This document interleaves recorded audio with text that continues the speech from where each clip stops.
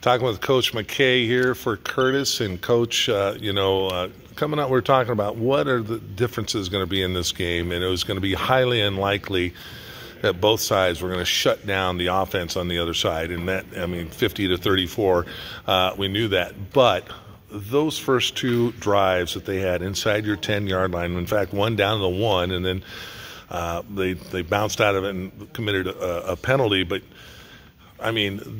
what a huge turnover that was both times for you, because even though it was 0-0 still at the time, they had to feel behind. Those were stops, and we talked before the game, and the kids knew this too. I didn't see either team being able to stop the other one consistently, and it would come down to whoever could get a couple of stops or force a field goal, get the takeaway. And getting those really they're like turnovers is what they are.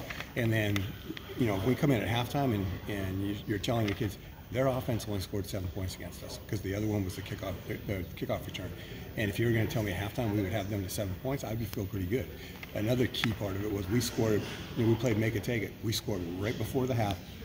They kicked off the ball to us, and we drove down and scored. And so that kept the momentum on our side for the remainder of the game. A couple of other things that you wouldn't think of, but when they scored their third touchdown, it was 29-20, and then you blocked the extra point. There's another stop there, and you kept it a two-possession game. Yeah. So those plays really added up for you. The extra point, the kicking game part is for us, extra points, and then we pretty much traded with their kickoff return and then our punt return. There's so many good plays that we can talk about here tonight. I just talked to Kane Abel and that block that he threw on that punt return. I don't know if you got a good look at that, but holy cow, that cleared the whole sideline for Parker, and he took full advantage of it. And Parker, being the athlete that he is, when he stayed on his feet, and there was the one time where he caught the bubble and went inside, and then he put the move, and the kid went to the ground, and then he's going down the sideline with it. And, we see those kind of things in practice, but it's nice for everybody to get a chance to see it on the field with him.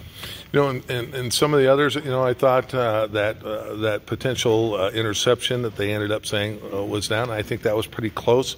Not sure where that was, but again, great awareness from your team to make a play on that.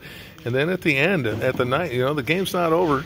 But Memphis came up with two. Got both of them. Got both onside kicks. A really good job of covering that. That's not an easy thing to do, and that's why we put those guys out there, just like everybody does. If you look across there, a lot of our guys are baseball players.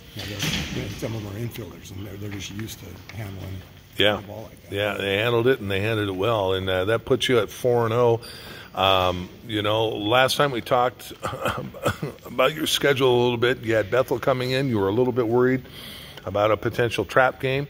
You got another potential trap game coming up at Bellarmine because you got GK after that. I'm not going to let that happen. And our kids know it because now that you experienced Bethel, you can bring that back, right? Plus we're 5 minutes from each other, Bellarmine and us, and I've used this reference a bunch of times, that it's like Duke in North Carolina. It's a private school and a public school. What are they, 8 miles apart from each other? Yeah. We're less than that. And they all know each other.